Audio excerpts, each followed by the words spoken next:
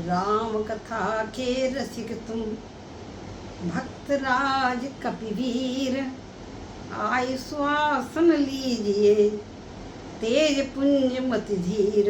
मिथिला की पुष्पवाटिका से महारानी भगवती राजकिशोरी जी भगवान श्री राम की मूर्ति अपने श्यामल मूर्ति अपने हृदय में रखकर और गौरी जी से बहुत ही अनुकूल आशीर्वाद प्राप्त करके प्रसन्न होती हुई अपने महल की ओर गई। भगवान श्री राम जी भी उन्होंने भी परम प्रेम में मधुमस्किनी, चारु चित्त भीति लिख लीनी। दोनों तरफ प्रेम पलता है।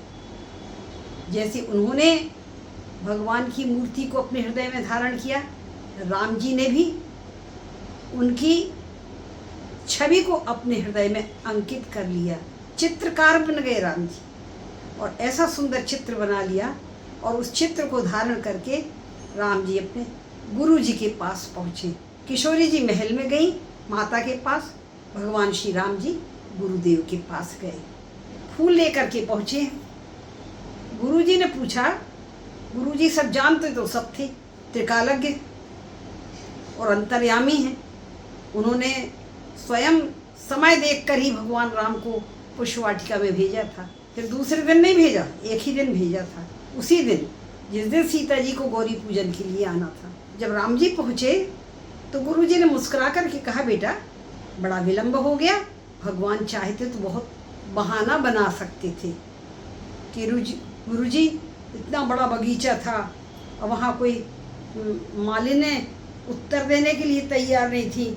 हम सबसे पूछते फिरे, इतनी दूर घूम भटके, तब बड़ी कठिनाई से एक माली ने हमको आज्ञा दी और बूढ़ी मालिन ने, तब हम लेकर के आए। ऐसा बहाना बना सकते थे, पर भगवान श्री राम कहते क्या हैं? लेन प्रसून सुबंधु के साथ, जबे गुरुदेव गयो फुलवारी। हाँ बेटा, फिर क्या हुआ?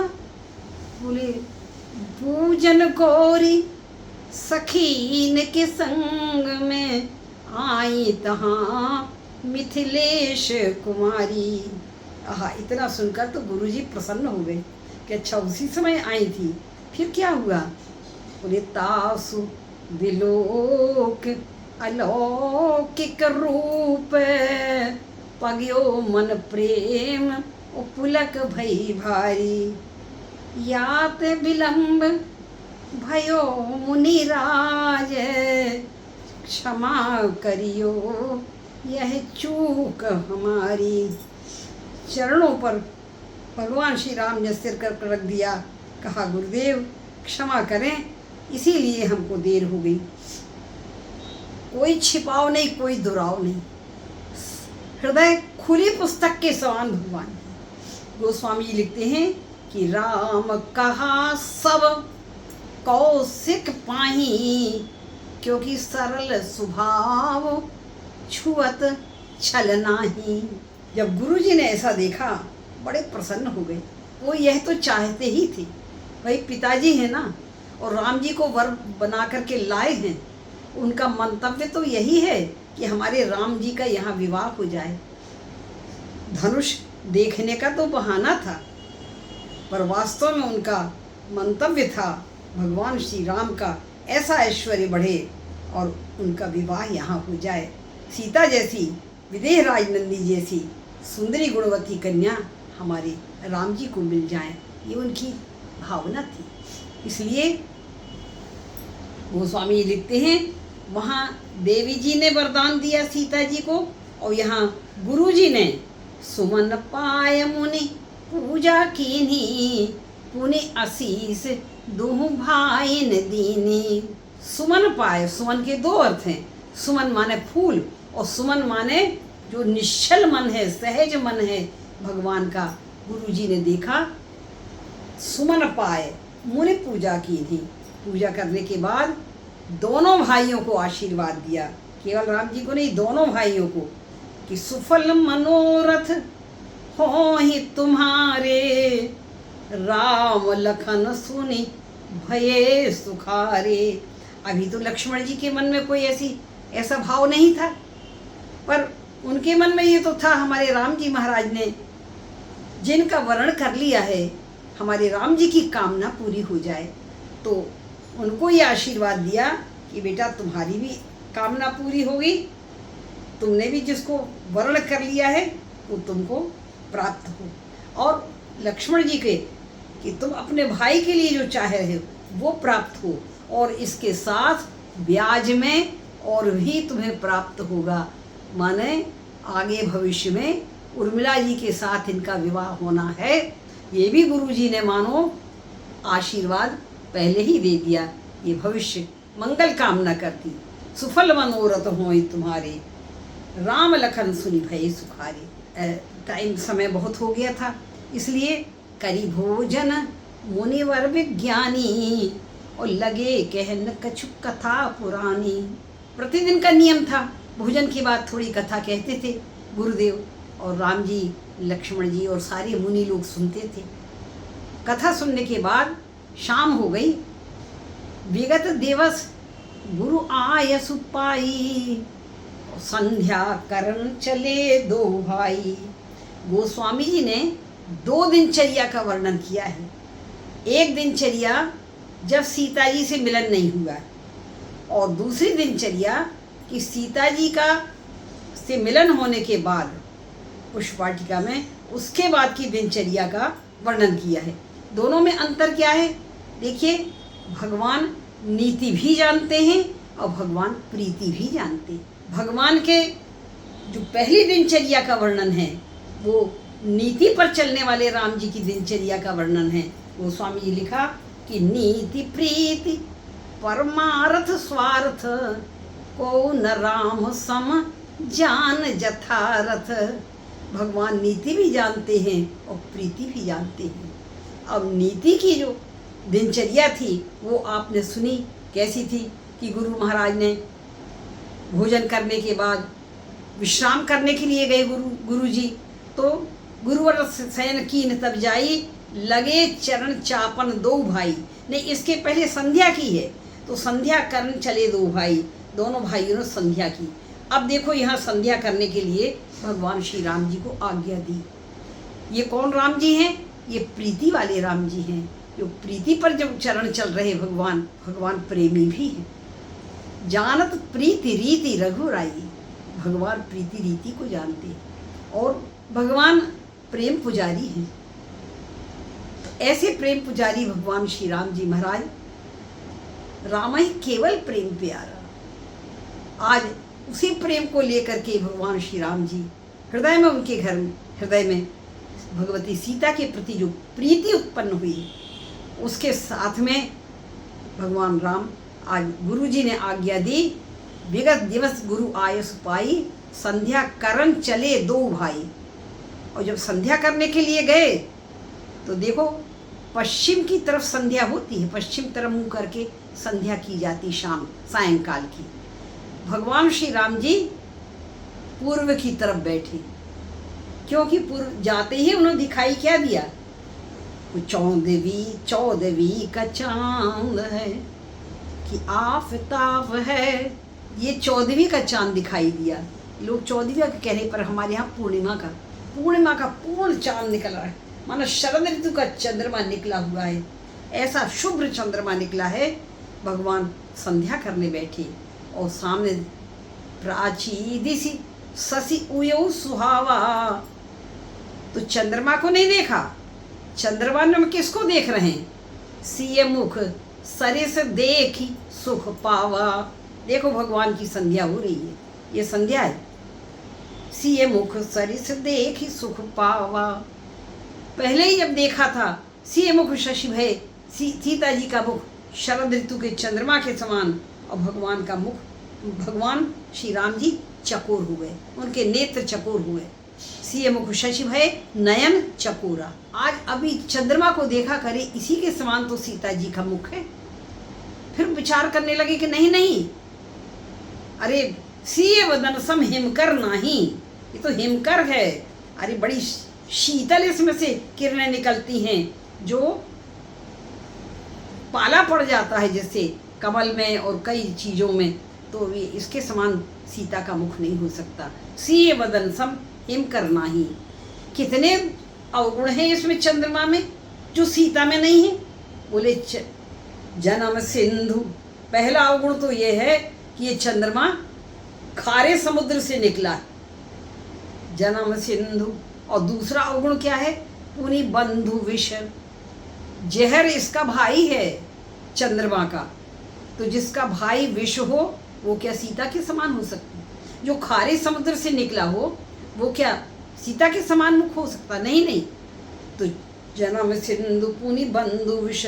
और दिन मलिन सकलंक, दिन में देखो मलिन हो जाता है इसकी आभा। और सीता जी का मुख क्या है, करत प्रकाश फिरे फुलवाई, दिन में भी प्रकाश करती हुई घूम रही हैं।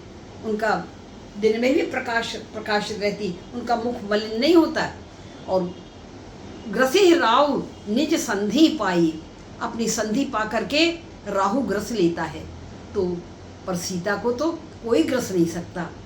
संसार में सारी संसार को जो बनाने वाली हैं आदि शक्ति जही जग उपजाया, सोई अवतरे मोर यह माया। भला उनको कौन ग्रस सकता है? ऐसे जिसको राहु ग्रस लेता हो।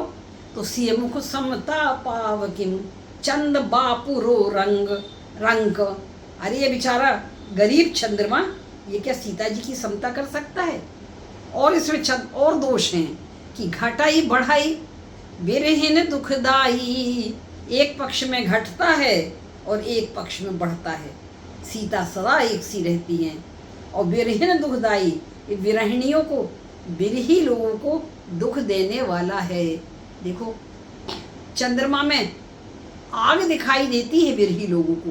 चंद्रमा जब निकलता है बिरही लोगों को जलाने वाला होता है।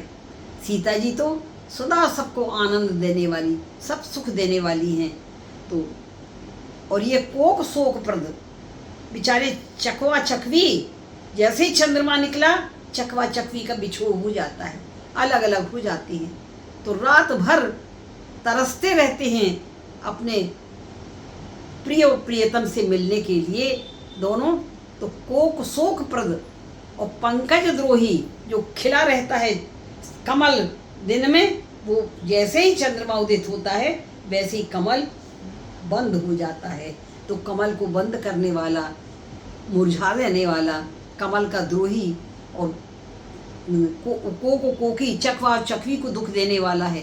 अरे चंद्रमा तुमने बहुत अवगुण है, बहुत अवगुण है, बहुत चंद्रमा अवगुण, बहुत चंद्रमा तो ही बहुत चंद्रमा। तो अगर सीता जी की उपमा इसके दी जाए तो बड़ा अपराध हो जाएगा, पाप होगा। नहीं नहीं, घट तो वही देही मुख पटतर दीने, होई दोष बड़ा अनुचित कीन है। और ऐसा करते करते इतनी देर तक ये व्याख्या चलती रही। भगवान के हृदय के भीतर ही ये सब चल रहा था। भगवान अभी व्यक्त नहीं कर पा रहे, पर भगवान के भीतर ही ये पूरी काव्य रचना चल रही है। अब इस काव्य रचना को करते करते जब बहुत देर हो गई, रात बहुत दिखने लगी, तब उठकर अरे इतनी देर हो गई, गुरु पहे चली निशा बड़ी जानी, बहुत रात हो गई। तब भगवान उस संध्या को करके, आज इतनी लंबी संध्या हुई, इतनी देर तक संध्या होती रही। संध्या के बहाने भगवान वास्तव में सीता जी के मुख का वर्णन करते रहे, उन्हीं में खो गए थे, उन्हीं में उनका हृदय प्रफुल्लित हो रहा था। मुनि जी के पास जब बहुत रात को पहुँचे तो मुनि ने कहा, बेटा कर मुनि चरण सरोज प्रणामा, आयुष पाए कीन विश्रामा। गुरु जी की आज्ञा पाकर विश्राम करने चले गए। और तो पहले दिन जब नीति के चरण थे, नीति के का भाव था, तब भगवान उठे कैसे? गुरु ते पहले जगतपति जागे राम सुजान। आज भगवान को रात कहाँ, नींद कहाँ आई होगी? नींद नहीं आई, सवेरा हो गया। भगवान सूर्य उदित हो गए, अरुणोदय हो गया, माना सूर्य के पहले जो अरुणोदय होता है प्रकाश, वो हो गया। लक्ष्मण जी से कहते, भैया देखो अरुणोदय हो गया।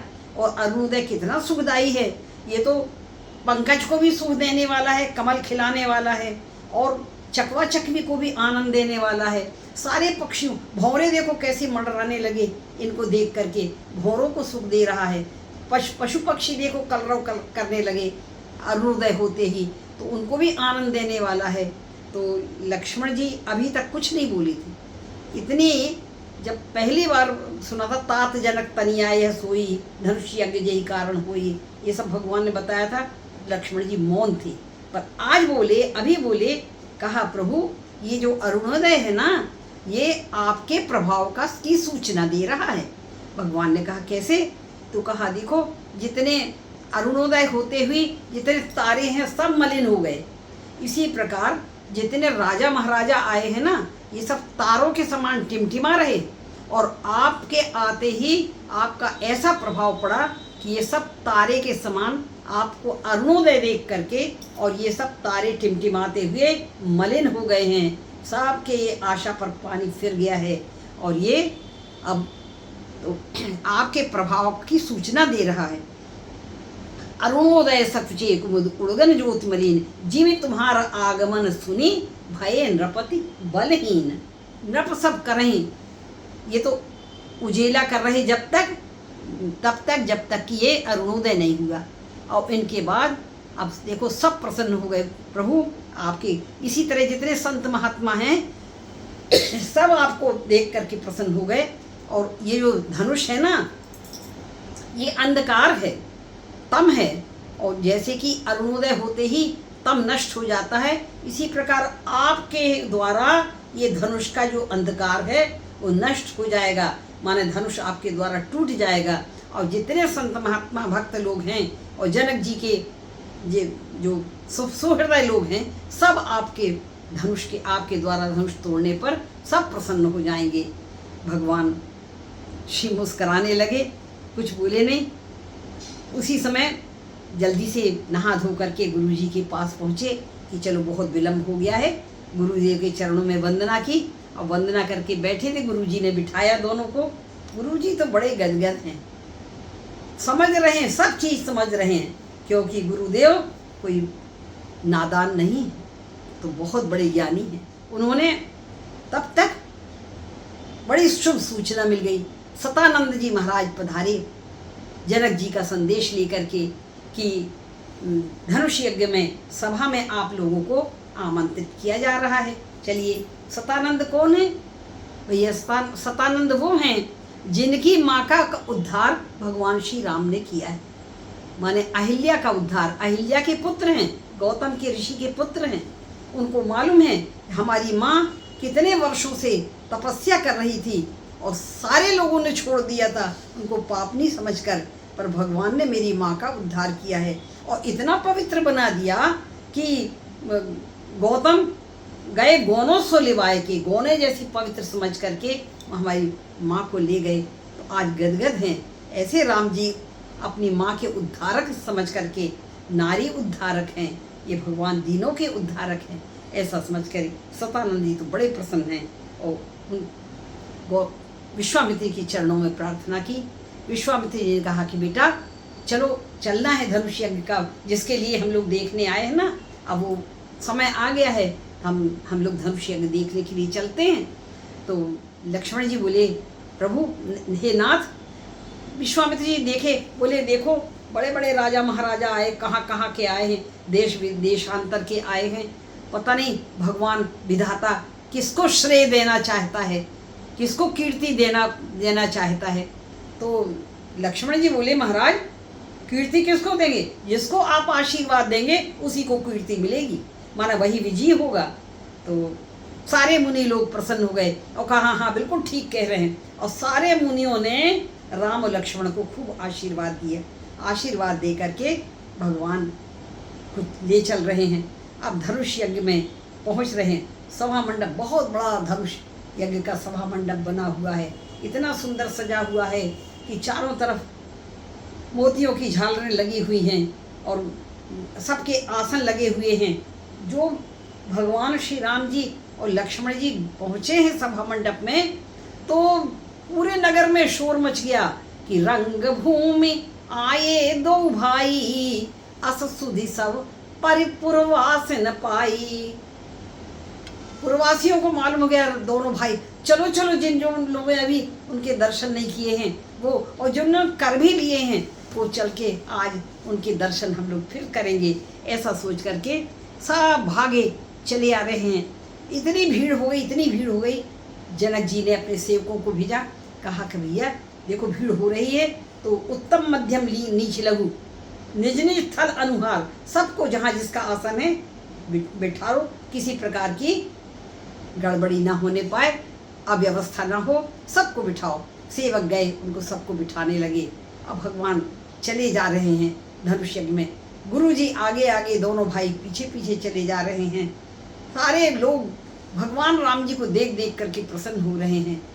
एक कवि ने वर्णन किया है, धनुष मख बीच कौशलपति कुंवर सिर ताज आते हैं, मुदित मग झूमते मानहु युगल गज राज आते हैं, भुजन में वीरता इनके स्वयं ऐसे छलकती है, मनहु विधि के पठाए ये धनुष के काल आते हैं, धनुष मख बीच कौशलपति कुंवर सिर ताज आते हैं, सभा में आन कर राजे हैं राजे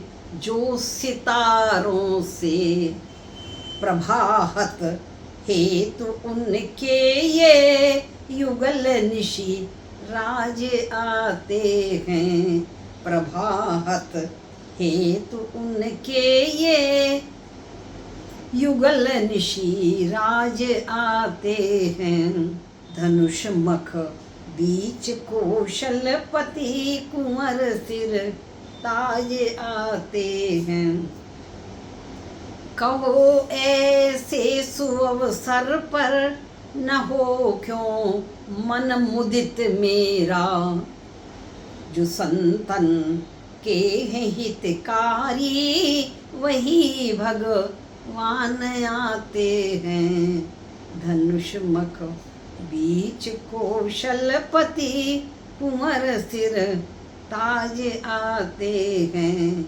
मुदित मग झूमते मानव युगल गज राज आते हैं। भगवान को देख करके सारे लोग अपने अपने अनुसार उनको देखने लगे। देखो भगवान वही हैं, एक ही हैं, पर उन देखने वालों की दृष्टि अलग अलग है। गोस्वामी जी लिखते हैं, अपने अपने मन की जही की रही भावना जैसी, प्रभु मूर्ति देखी तिन तैसी। भगवान की मनोहर मूर्ति को देखकर सब लोग जिसका जैसा भाव था अपने अपने भाव के अनुसार भगवान का दर्शन कर रहे हैं। श्रीमद् भागवत में भी वर्णन आता है कि कुवलिया पीड़ हाथी को मारने के बाद भगवान जब धनुष यज्ञ में जाते हैं तब सारे नर नारी मिथिला भगवान को देखने के लिए उमड़ पड़े और वे भी अपने अपने भाव के अनुसार भगवान को देख रहे हैं। गोस्वामी जी ने लिखा, ठीक इसी प्रकार भगवान श्री राम को भी अपने अपने भाव के अनुसार देख रहे हैं। यहाँ पर गोस्वामी जी की साहित्यिक सौंदर्य गोस्वामी जी का देखते ही बनता है।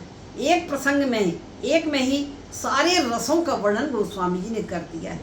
भगवान को हर रस की दृष्टि से देखा जा रहा है कि देख ही रूप महारण धीरा, मनहु वीर रस धरे शरीरा। जो वीर राजा थे, रणधीर थे, वो भगवान को में वीरता दिखाई दे रही है। और डरे कुटिल नृप प्रभु ही निहारी, मनहु भयानक मूरत भारी। वीर रस हो गया, भयानक रस हो गया। और रहे असुर छल छोनुप भेषा, तिन प्रभु प्रगट काल सम देखा। रौद्र रस हो गया। पूर्वासिन देखे दो भाई, नरभूषण लोचन सुधाई। नारी बिलोकई हरस हिये, निज निज रुचि अनुरूप जनु सोहत श्रृंगार धरी मूर्ति परम अनूप श्रृंगार रस हो गया। भगवान को श्रृंगार की दृष्टि से देख रहे, कोई वीर दृष्टि से, कोई भयानक दृष्टि से भयानक दिखाई दे रहे भगवान, कहीं काल जैसे दिखाई दे रहे देखो, और कहीं जनक जाति अवलोकहि कैसे, सजन सजे प्रिय लागहि जैसे। विदेह जी और विदेह जी के जो खास लोग हैं, सहित विदेह बिलोकहि रानी, विदेह राज्य और उनकी रानियां कैसे देख रही हैं, शिशु सम प्रीति न जाई बखानी, अपने बच्चे के रूप में वात्सल्य भाव से देख रही, वात्सल्य रस हो गया। और विदूषण प्रभु विराटमय दिशा, बहुमुख कर्मक बहुमुख कर पग लोचन सीसा। विदूषण जो विद्वान लोग हैं, वेदांती लोग हैं, ज्ञानी लोग हैं, वो भगवान के विराट रूप का दर्शन कर रहे हैं, माने अद्भुत रस हो गया, अद्भुत रूप का दर्शन भगवान को हो रहा है, और इनको वात्सल्य रस का भाव आ रहा है जनक जी के यहाँ। हरिभक्तन देखे दो भाई, इष्ट देव इव सब सुखदाई। भक्ति वैसे भाव है, पर भक्ति को रस के रूप में भी माना गया है। तो जितने भक्त लोग हैं, हरिभक्त हैं, उनको भगवान के को देख करके भक्ति उदित हो रही है। अब गोस्वामी जी से पूछा, महाराज अच्छा बताइए, सबका तो भाव बता दिया, सीता जी भगवान को कैसे देख रही हैं, उनका भाव क्या है? अरे गोस्वामी जी कहने लगे, उनके भाव को कौन बतला सकता है? उनके भाव को वो स्वयं ही नहीं बतला सकती हैं, तो दूसरा क्या बतलाएगा? कि राम ही चितव भाई जय सिया, सो स्नेह सुख नहीं करनिया। व्यक्त नहीं किया जा सकता, उस व्यक्त करने की वस्तु नहीं है। प्रेम व्यक्त नहीं किया जा सकता, प्रेम का अनुभव किया जा सकता है। कहती ना,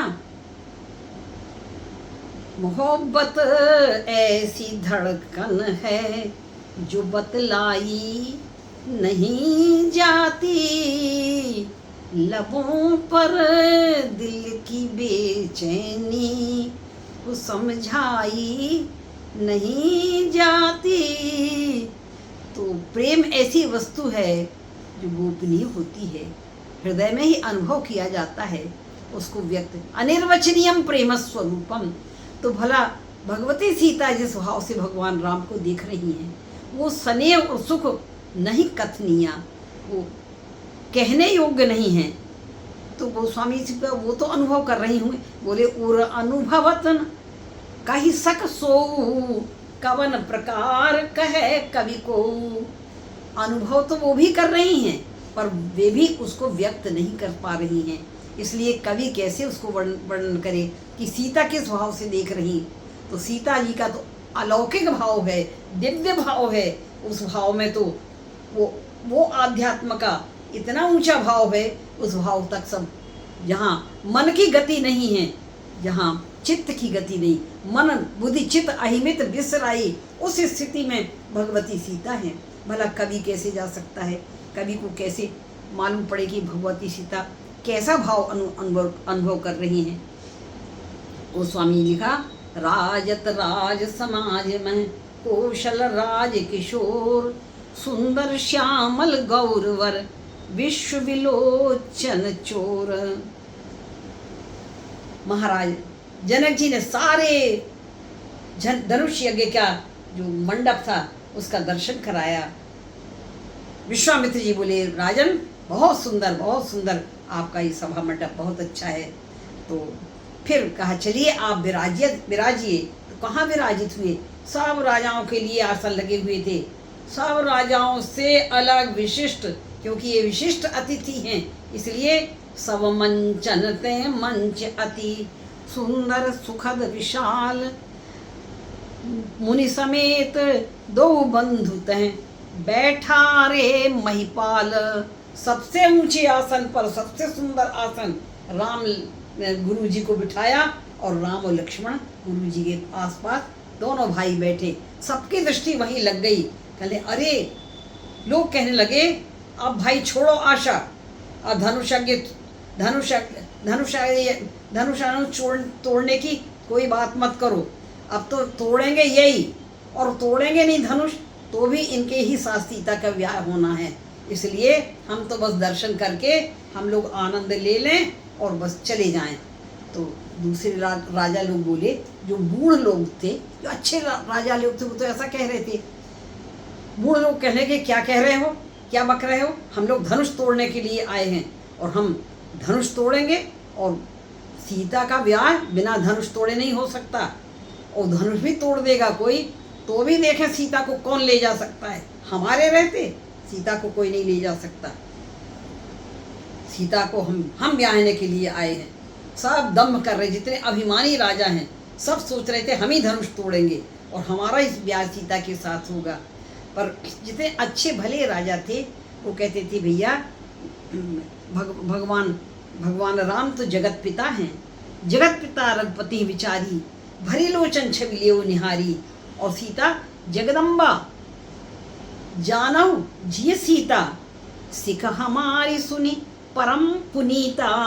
अरे महाराज, हमारी हाथ जोड़कर प्रार्थना है कि हमारी बहुत अच्छी पवित्र भाव सीख सुन लो और समझ लो कि सिख हमारी सुनी परम पुनीता, कि जगदम्बा जानहु जिय सीता। सीता को पत्नी बनाने के चक्कर में मत पड़ो, ये पाप मत करना, सीता सबकी माँ है, जगदम्बा है, ऐसा सोच करके अपना उनको प्रणाम करो और आनंद लो, अपने जन्म को सफल बनाओ। ऐसा करके भले राजा,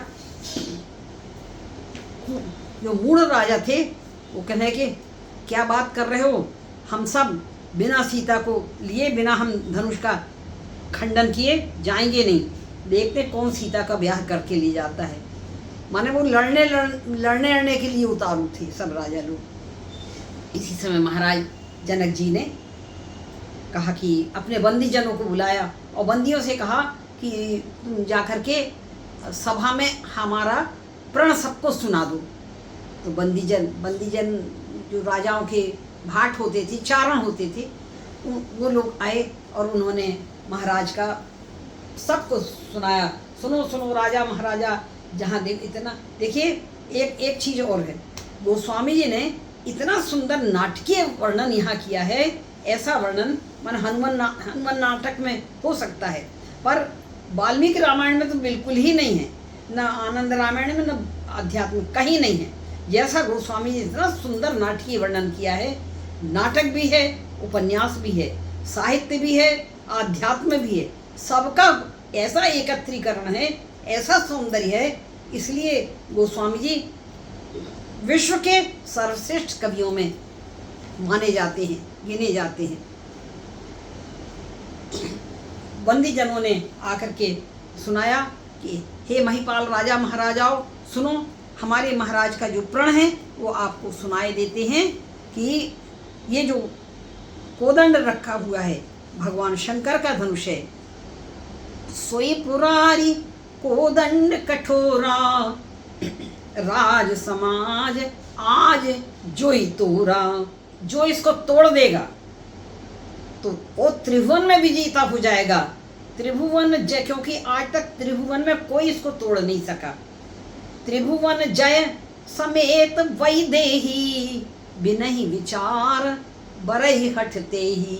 न जाति का विचार किया जाएगा, न जाति पाति का कि पढ़ा लिखा है कि नहीं लिखा है, कि कहाँ है, गरीब है कि अमीर है, कुछ विचार नहीं किया जाएगा। बस केवल महाराज की एक ही शर्त है कि सोई पुरारी कोदंड कठोरा, राज समाज आज जोई तोरा। जो तोड़ेगा उसी के साथ सीता का ब्याह होगा। ऐसा कह करके सारे लोगों, सब लोग मन में लड्डू फूटने लगे, बस हम तो धनुष तोड़ेंगे ही। ऐसा तभी महाराज ने कहा, हाँ अब सीता को बुलाया जाए। तो सीता जी को लेकर के सखियाँ आई, गान बड़ी सौभाग्य सखियाँ, बड़ी सयानी सखियाँ सीता को लेकर के आई। और जब सीता आई है वहाँ पर, तो गोस्वामी लिखते हैं, किसी शोभा नहीं जाई बखानी। देखो यहाँ गोस्वामी चाहते तो एक नायिका भेद का वर्णन कर सकते थे, बढ़िया नायिका के अंग अंग का वर्णन कर सकते थे, खूब मानसल वर्णन कर सकते थे, जितना रीतिकालीन कवियों ने किया उससे ज़्यादा गोस्वामी कर सकते थे। पर कितनी सुंदर मर्यादा है कि सौंदर्य का वर्णन भी, अभूतपूर्व सौंदर्य, और उसके साथ भी मर्यादा बनी हुई है। सिय शोभा नहीं जाई बखानी। अरे महाराज कुछ तो बखान करिए। बोले कौन है सीता, जानते हो? जगदम्बिका रूप गुण खानी। ये रूप और गुण की खान है, ये हमारी माँ है। तो माँ के सौंदर्य का, शोभा का वर्णन कैसे किया जा सकता है? उपमा सकल मोहि लघु लागी। जितनी उपमाएं आज तक कवियों ने दी गई हैं, आज तक साहित्यकारों ने दी हैं, सारी उपमाएं इनके लिए फीकी हैं, ये नहीं दी है। तो और अगर इनके साथ उपमा दी जाए तो कुकवि कहाई अजस को लेई। भैया कुकवि कहलाने योग्य हो जाएगा वो, उसकी अपकीर्ति होगी। इसलिए जगदम्बा सीता की उपमा संसार की से नहीं दी जा, संसार की किसी उपमा से नहीं दी जा सकती, क्योंकि जो पटतरीय सीय सम सिया जग अस जुवती कहाँ कमनिया। तो महाराज कोई उपमा नहीं दे सकते। जैसे फूल से उपमा दी जाती, कमल से दी जाती, चंद्रमा से दी जाती, मीन से दी जाती और हिरण से दी जाती। अगर इनसे नहीं दी जाती तो कोई महिलाओं से दे दीजिए। गोस्वामी जी से कहा, गोस्वामी जी बोले कि संसार में ऐसी कोई महिला है क्या जिससे सीता जी की समता की जा सके? कि जो पटतरीय सीय सम सिया तो अस ज्योति कहाँ कमनिया। संसार में ऐसी सुंदर कौन देवी है जिससे सीता जी की उपमा दी जा सके? तो कहा महाराज तो फिर अगर संसार में नहीं है तो देवलोक की देवियों से तो के बराबर बताया जा सकता है। देखो गोस्वामी जी का साहित्यिक सौंदर्य यहाँ देखने लायक, कितना सुंदर वर्णन किया है।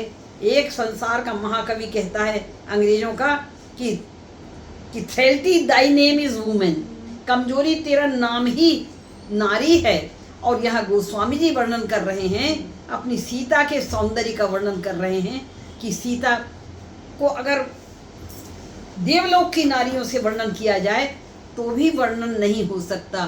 क्यों? क्योंकि सब नारियों के दोष बता दिए गोस्वामी जी ने। कि पहला तो सरस्वती, तो सरस्वती में क्या दोष है? गिरा मुखर तन अरध भगा भवानी और रति अति दुखित अतनुपति जानी। जो सरस्वती है ना, उससे इसलिए उपमा नहीं दी जा सकती, वो बड़ी वाचाल है, बहुत बोलती, बकबक करती रहती है। सबके जिभ्या पर वही सरस्वती तो बैठी रहती है बकबक करने के लिए। तो ऐसी बकबक करने वाली हमारी इतनी गंभीर भगवती सीता की उपमा सरस्वती से नहीं दी जा सकती। और भवानी से दी जाए तो बोले तन अर्ध भवानी, वो तो अर्धांग हैं, आधा अंग शंकर जी का है, आधा अंग उनका है। तो ऐसी आधे अंग वाली पार्वती से सीता जी की उपमा कैसे दी जा सकती है? तो बोले कामदेव की स्त्री तो बहुत सुंदर है, उससे दी जा सकती है। तो गोस्वामी जी ने कहा अरे वो तो सदा दुखी रहती है। क्यों? उसका पति अनंग हो गया है, शंकर जी ने शाप दे दिया तो अंग रहित हो गया। तो रति अति दुखित अतन पति जानी। तो फिर लक्ष्मी जी से उपमा दे दीजिए। लक्ष्मी जी तो भगवान विष्णु की पत्नी हैं, बहुत सुंदर हैं। तो गोस्वामी जी कहते हैं अरे लक्ष्मी जी से उपमा दी जाए? लक्ष्मी जी से कैसे उपमा दी जा सकती है? क्योंकि लक्ष्मी जी विश्वारुणी बंधु प्रिय जेही कहिए रमा सम किमि वैदेही।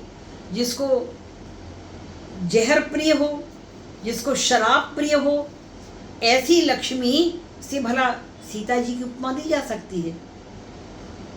अमी हलाहल मधभरे श्वेत श्याम रत्नार। ये जो धन है, धन के बारे में कहा गया कनक कनकते सौगुनी मादकता अधिकाय। ये पाए बोराए नर, वो पाए बोराए, माने एक को देखकर ही आदमी बोरा जाता है, एक को पाकर के बोरा जाए। ये खाए बोराए नर, वो पाए बोराए। एक को खाता है करक मान धतूरा, और एक धन, ये लक्ष्मी जी का जो आधार है वो धन है। लक्ष्मी जी धन देती हैं। और जहाँ धन आ गया वहाँ आदमी बौरा जाता है।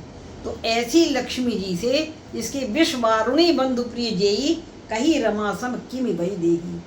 तो गोस्वामी जी से कहा महाराज फिर आप कोई तो उपमा दीजिए।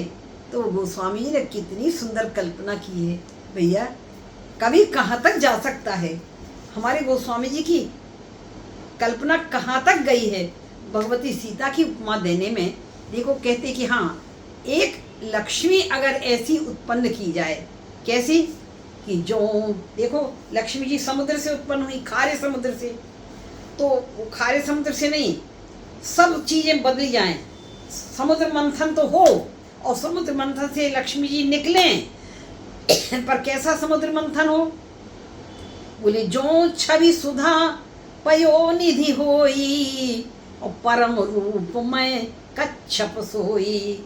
ऐसा पयोनिधि हो, सुधा का पयोनिधि, ये खारे समुद्र का जल नहीं और वो मगरमच्छों से भरा हुआ समुद्र नहीं, ऐसा समुद्र हो जो छवि सुधा, छवि से युक्त हो और अमृत का समुद्र हो, अमृत से भरा हुआ हो, खारे जल का नहीं, अमृत से भरा हुआ समुद्र हो और परम रूप में कच्छप, कच्छप जिसमें जो मथानी का फल बने थे भगवान स्वयं, तो वह भगवान स्वयं तो बने पर वो बहुत सुंदर कच्छप होना चाहिए। शोभा रजु मंदर श्रृंगारू और मथय पानी पंकज। वो देव रस्सी काहे की बनाई गई थी, बासुकी नाग की, और मथानी किसकी थी, मंदराचल पर्वत की। तो गोस्वामी जी कहते हैं शोभा रजु और मंदर श्रृंगारू, शोभा की रस्सी बनाई जाए, श्रृंगार का मंदराचल पर्वत हो, और मथने वाला कौन हो, राक्षस और देवता नहीं, नहीं, मथने वाला साक्षात सौंदर्य का देवता कामदेव स्वयं अपने कर कमल से मथे, मथे पान पंकज निज मारू। ऐसा जब समुद्र मंथन हो तब उसमें से यही विधि उपजे लक्ष्मी, जब सुंदरता सुखमूल, ऐसी लक्ष्मी निकलेगी तब तो आप सीता जी से उपमा दे सकते हैं। तो गोस्वामी जी कहते हैं भैया तदपि समेत सकोच कवि कहा सी समतुल, तब भी सीता जी की उपमा देने में हमको बहुत संकोच होगा, माने वो भी ऐसी लक्ष्मी भी हमारी जगदम्बा सीता के उपमा के लायक नहीं हो सकती। सीता सोह नवल तन सुंदर सारी, गोस्वामी जी ने वर्णन किया, देखो सुंदर साड़ी पहने हुए भगवती सीता इस मंडप में आई हैं, सभा मंडप में। सोह नवल तन सुंदर तारी, और कौन है ये, बोले जगत जननी अतुलित छवि भारी। ये नायिका नहीं है संसार की, कोई कामनी नहीं है, ये हमारी माँ है, जगदम्बिका रूप गुण खानी। सोह नवल तन सुंदर सारी, गोस्वामी जी ने वर्णन किया, ऐसी सुंदर सारे देखकर लोग मोहित हो गए। सीता जी राम जी को देखना चाहती हैं, कहाँ हैं, एक क्षण देखा उन्होंने, गुरु जी के साथ बैठी और सखियां हैं, गुरुजन राज लाज समाजवर, इतने सबके बीच में सीता कैसे देखेंगी। हृदय में उनकी मूर्ति धारण करके सीता भगवान श्री राम का दर्शन कर रही हैं। अब ये धनुष यज्ञ का वर्णन प्रारंभ होता है, गोस्वामी जी ने वर्णन किया है। सब राजा महाराज बैठे हुए हैं, अपने अपने नियत स्थान में बैठे हुए हैं। अब धनुष यज्ञ प्रारंभ होता है। महाराज जनक जी ने अपनी जो प्रतिज्ञा सुना दी तो सब राजा अकुला गए, व्याकुल हो गए कि कब हमारा नंबर आए और हम जा करके दौड़ करके धनुष तोड़ दें। जैसे ही ये प्रारंभ हुआ धनुष तोड़ने का, क्या बढ़िया गोस्वामी जी ऐसा नाटकीय वर्णन किया है कि परिकरी बांध उठे अकुलाई, परिकरी बांध। अब देखो नाटक कितना अच्छा, मजा आ रही है। एक से एक राजा बड़े बड़े मूछ वाले हैं, बड़े बड़े बल, कोई ताल ठोक रहे हैं, कोई अपना जैसे पहलवान लोग ताल ठोकते ना, कोई अपने हाथों की मालिश करवा रहा और कहते हैं हमारे रहते कौन सीता को ब्याह सकता है, हमारे रहते कोई धनुष तोड़ नहीं सकता। सब अपनी अपनी डींग हाँक रहे हैं। तो जैसे ही नंबर आया कि धनुष तोड़ना है तो परिकरी बांध अपने अपने कमर में फेंटा बांधा कस करके और चले अकुलाई। न शौर्य है न इनमें धैर्य है राजाओं में, और एकदम उठे भागे। वो कहाँ चले? इष्ट देवन सिर नाई, अपने अपने इष्ट देवता को सब सिर नवा रहे। जितने गणेश जी के भक्त थे, हे गणेश जी महाराज हमसे ही धनुष टूटे और किसी से न टूटे। अब बेचारे गणेश जी किस किस की बात माने, इनसे टूटे कि उनसे टूटे कि उनसे। चले ये सारे तो संत लोग वर्णन करते हैं, वक्ता लोग, कि इष्ट देवों ने सिर झुका लिया, अपना सिर पीट दिया कि इन नालायकों से धनुष उठना नहीं है, और ये चले जा रहे अपनी अपनी हाँकते हुए। चले इष्ट देवन सिर नाई। पर जितने राजसभा में जनक जी के मिथिला के लोग बैठे हुए थे, सब मना रहे थे, हे भगवान हमारे जितने पुण्य आज तक हमने कमाए हैं, आज तक हमने तपस्या की है या भगवान का ध्यान किया है, हमने निर्गुण निराकार की उपासना की है, जो हमने जो भी किया हो, दान पुण्य किए हों, सारे दान पुण्य सारे सुकृत हमारे पुण्य लग जाएं राम जी के लिए, कि राम जी धनुष तोड़ दें, बरु सांवरो जानकी जोगु। बस भगवान राम जी से ही सीता जी का ब्याह हो और कोई धनुष न तोड़े।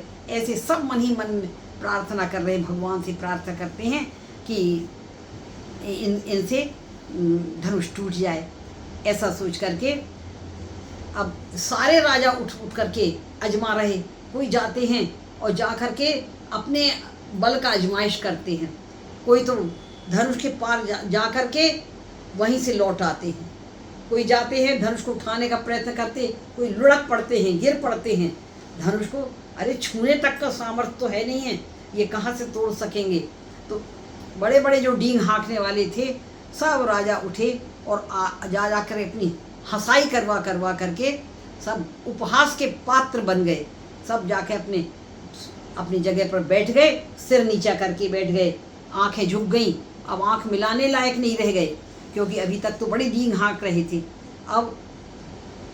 अब उनकी ऐसी दुर्दशा हो गई, हार करके बैठे हैं।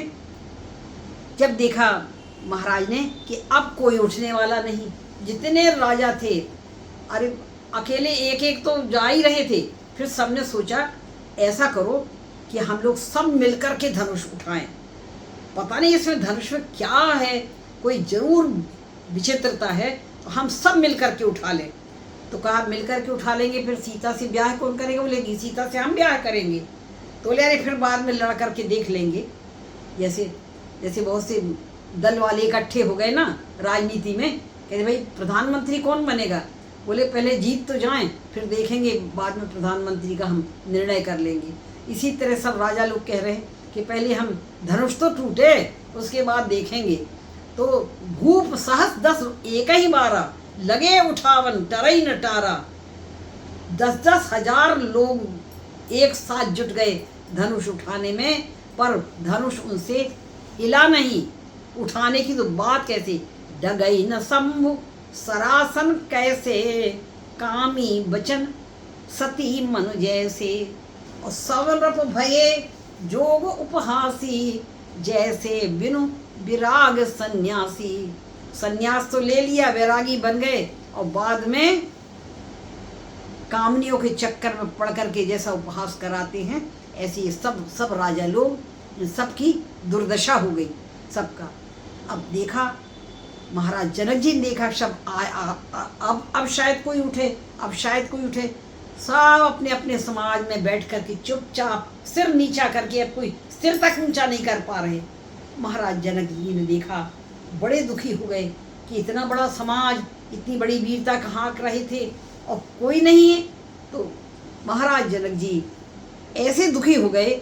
एक सामान्य पिता की जो हालत होती है, जो लड़की का पिता है, जब लड़की का ब्याह नहीं हो पाता, कोई दहेज मांगता है, कोई अन्य चीज़ें मांगता है, और इसमें जब यहाँ धनुष रखा हुआ है, आज के समाज में दहेज धनुष बन जाता है, और उसके कारण जब लड़की का विवाह नहीं हो पाता, तब लड़की के पिता की जो वेदना होती है, वही वेदना महाराज जनक जी के हृदय में हो रही। जनक जी उठ करके यहाँ सभा में आए और कहा भैया इतना दीप दीप के भूपति नाना, आए सुनी हम जो प्रण ठाना। देव धनुज धरि मनुज शरीरा, विपुल वीर आए रणधीरा। कुंवरी मनोहर, एक तरफ हमारी सुंदरी बेटी है और विजय बड़ी, दूसरी इतनी बड़ी विजय प्राप्त होने वाली थी। और कीर्ति अति कमनीय, इतनी कीर्ति मिलने वाली थी। पर पावन हार विरंची जनो, रचे उन्न धनु दमनीय। पर ऐसा लगता है विधाता ने इस धनुष को तोड़ने वाला कोई रचा ही नहीं। ना किसी को कीर्ति मिलेगी, ना किसी को विजय मिलेगी। काहे काहे यह लाभ न भावा। अरे राजा महाराजा लोग, किसी को ये लाभ अच्छा नहीं लगा। और काहू ना शंकर चाप चढ़ावा, कोई धनुष भगवान शंकर के धनुष को चढ़ा नहीं सकता। और अरे रहाव चढ़ाओ तोरो भाई, तिल भर भूमि न सके छड़ाई। जरा भी खिसका नहीं सके उस धनुष को। बड़े बड़े वीर बनते थे। अब जनी को एक पिता की वेदना व्यक्त हो रही है। महाराज जनक कितने दुखी हुए उस समय और कहने लगे, अब संसार के राजाओं, अब कोई भी अपने को वीर मत कहना। अब जनी को माखे भट मानी, कि वीर विहीन मही मैं जानी। सारी पृथ्वी वीरों के से खाली हो गई है, इसलिए कोई अपने को वीर मत कहना। ऐसा कितना जो दुख में महाराज, क्षोभ में, क्रोध में ऐसा बोल गए। वो कहा, सुकृत जाओ तजाओ जाओ। देखो अपने घर में बुलाए हुए लोगों को ऐसा कोई नहीं कहता। पर जनक जी का दुख इतना, क्षोभ इतना ज्यादा है। कहले अब बैठे क्या हो तुम लोग सब मुंह दिखाने के लिए। जाओ तजाओ आस, निज निज गृह जाओ। सारी आशा छोड़ दो। अब कोई आशा मत रखो। अपने अपने घर जाओ, लौटो सब जा करके। और लिखा न विधि वैदेही विवाह। विधाता ने हमारी वैदेही सीता का ब्याह नहीं लिखा है। सुकृत जाए जो पन परिहरी। अगर मैं अपना प्रण छोड़ता हूँ तो मेरे सारे पुण्य नष्ट हो जाएंगे। और अगर प्रण साधे रहता हूँ तो हमारी बेटी कुंवारी रह जाएगी। कितना अभागी मैं पिता हूँ। संसार के लोग इतिहास लिखेंगे कि एक अभागी पिता मिथिला में ऐसा था जो अपनी बेटी के मांग में सिंदूर नहीं भर सका। आज मैं ऐसा अभागी पिता के रूप में माना जाऊंगा। मेरे सारे पुण्य नष्ट हो जाएंगे, मेरी बेटी कुंवारी रह जाएगी। कुंवारी रहाई का करूं। अगर मैं ऐसा जानता कि वीरों से खाली है भूमि तो मैं प्रण न करता। तो पन करे होते न हंसाई। जनक जी के वचन सुन करके सारे नर नारी रोने लगे, मिथिला में हाय हाय करने लगे। और जानकी जी को देखकर दुखी हो रहे कि कितने सुंदर जानकी है, हाय इनको पाने के लिए कोई नहीं। पर उसी समय गोस्वामी जी लिखते हैं कि सब तो सन्न हो गए। सब राजा के मुंह से एक शब्द कोई निकल नहीं रहा। सब सिर नीचा करके सिर झुकाए बैठे हुए हैं, लज्जाए हुए। पर उस समय अगर कोई वीरता के उसमें दमंग करके खड़ा होता है वो है हमारे लखन लाल जी।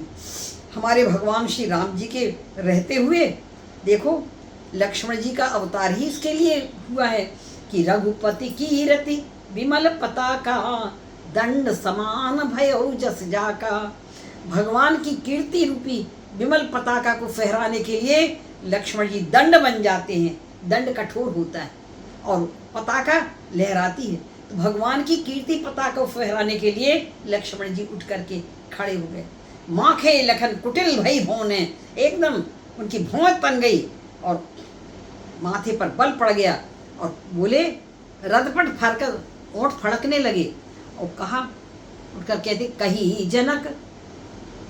पर उठकर के खड़े तो हुए पर देख रहे राम जी की तरफ। देखो कैसा अनुशासन है। बड़े भाई हैं, गुरुजी बैठे हुए, कहीं अभी ये कुछ कहने ना लगे तो कहीं न सकत रघुवीर डर, लगे बचन जनु बाण। जनक जी ने जो शब्द कहे हैं वो बाण की तरह हृदय में चुभ गए हैं पर सह नहीं पा रहे हैं। हमारे रघुनाथ जी के रहते हुए जनक जी ने ऐसी बात कैसे कह दी। तो सिर नवाया, भगवान के चरणों में सिर झुका करके खड़े हो गए। अब रह नहीं सके और खड़े होकर के कहते हैं कि रघुवंशन में जह कहे होई, तेई समाज अस कहे न कोई। कहीं भी एक भी रघुवंशी कोई बैठा हो, उसके रहते हुए कोई भी इस तरह की सभा में बात नहीं कह सकता। कहीं जनक जस अनुचित बानी, विद्यमान रघुकुल मणि जानी। रघुकुल के मणि हमारे भगवान राम जी, उनके रहते हुए जनक जी ने ऐसी बात कैसे कह दी कि वीर विहीन मई में जानी, तजहु आस निज निज रह जाहू, लिखा न विधि बैदेही, वीर विहीन मही में जानी। ऐसा कहते, ऐसी अनुचित बात हमारे राम जी के रहते हुए। अरे ये धनुष तो पुराना धनुष, किस इसकी क्या औकात है। हम अगर भगवान राम जी हमें आज्ञा दें तो इसको तो लेकर के मैं मीलों तक दौड़ सकता हूँ और कमल नाल के समान इसको तोड़ सकता हूँ। कैसे तोड़ सकता? अपने बल से नहीं। तोड़ो छत्रक दंड जिमी, तब प्रताप बलनाथ, जो न करो प्रभु पद शपथ, और कर न धरूं धनु भाथ। अगर मैं ऐसा न करूं, भगवान की सौगंध खा के कह रहा हूं कि अगर मैं इस धनुष को न तोड़ दूं और इसको लेकर के कमल नाल के समान न तोड़ दूं, तो मैं धनुष त्याग दूंगा सदा के लिए, धनुष लेना ही छोड़ दूंगा। लखन सको वचन दे ये बोले, डगमगाने महि दिग्गज डोले। देखो लक्ष्मण जी कौन है? लक्ष्मण जी शेषनाग के अवतार हैं। इन्हीं के ऊपर सारी पृथ्वी टिकी हुई है और जब लक्ष्मण जी कुपित हो गए, मानो शेषनाग हिल गए, सारी पृथ्वी डोल गई, डोलने लगी और सकल सारे जितने राजा लोग थे सब थर थर कांपने लगे। और भगवती सीता के हृदय में बहुत आनंद हुआ लक्ष्मण की वाणी को सुन करके। जनक जी भी संकोच में हो गए और जितने मिथिला वाले थे सब प्रसन्न हो गए लक्ष्मण जी की वाणी सुन करके। अब भगवान श्री राम जी का ने कहा बहुत हो गया लक्ष्मण, अब इसको संकेत से कहा आओ बैठ जाओ। लक्ष्मण जी एक संकेत पा करके, देखो भगवान श्री राम जी की कीर्ति पताका फहरा करके लक्ष्मण जी सह नहीं सके थे और इतना बोले, पर राम जी ने जैसे ही संकेत किया बस हो गया बहुत। लक्ष्मण जी, महाराज जनक जी ने हमारा कोई अपमान नहीं किया है, भैया बैठो। अगर दाऊ जी हमारे सुनेंगे, पिताजी सुनेंगे कि तुमने जनक जी को ऐसा कहा है तो बहुत नाराज होंगे। इसलिए तुरंत ही लक्ष्मण जी भगवान श्री राम के चरणों में सिर नवा करके बैठ गए। अब समय आ गया, विश्वामित्र जी ने कहा अब समय आया है धनुष के टूटने का, क्योंकि वो भी तो एक अवसर होता, वो समय होता है कि जितनी आयु थी अब धनुष की पूरी हो गई है। ये तो जानते थे, भविष्य जानते थे। तो गोस्वामी जी लिखते हैं, विश्वामित्र समय शुभ जानी, बोले अति स्नेह मैं बानी। विश्वामित्र जी बहुत प्रसन्न हुए, गदगद हो गए लक्ष्मण की बात सुन करके कि अच्छा सारे सभा को सबक सिखा दिया लक्ष्मण ने। और समय जान करके बोले अब अभी तक देखो इतने लोग राजा अपनी आजमाइश कर रहे थे, अभी तक विश्वामित्र जी ने राम जी से नहीं कहा कि बेटा तुम भी आजमाइश कर लो। तो अब देखो जब सारे राजा महाराजा हार गए, ऐसा सुंदर वर्णन गोस्वामी जी ने किया है, एक भी राजा अब नहीं बचा है जो उठ अपना वीरता का दीन हाँक सके। तब विश्वामित्र जी ने देखा, विश्वामित्र समय शुभ जानी, बोले अति स्नेह मैं बानी। उठाओ राम, बेटा अब उठो, हाँ अब समय आ गया है। उठाओ राम, भंजहु भव चापा, मेटहु तात जनक परितापा। देखो यहाँ भी कामना क्या है, सीता को पाने के लालच से मत उठो बेटा, पर आज जनक जी बहुत दुखी हैं। जनक जैसा विदेह राज ज्ञानी, जासु ज्ञान रवि भवनिसी नासा, वचन किरण मुनि कमल विकासा। ऐसे योगी राज ज्ञानी महाराज जनक जी की आज वेदना देख करके सबको दुख हो रहा है। इसलिए उनकी वेदना को कम कर समाप्त करने के लिए, उन्हें प्रसन्न करने के लिए उठाओ राम भंजहु भव चापा, मेटऊ तात जनक परितापा। जनक के दुख को दूर करने के लिए अब उठो। और जैसे गुरु जी ने कहा तो सुनी गुरु बचन चरण सिरु नावा, हर्ष विषाद न कछ उर आवा। जैसे राजा लोग, मूढ़ राजा लोग उठे थे ना, परिकर बांध उठे अकुलाई, भगवान श्री राम सहज ही उठे, सहज में, कोई भगवान को आतुरता नहीं। भगवान में धैर्य भी है, शौर्य भी है और धैर्य भी है। ऐसे भगवान शौर्य धैर्य के साथ उठे।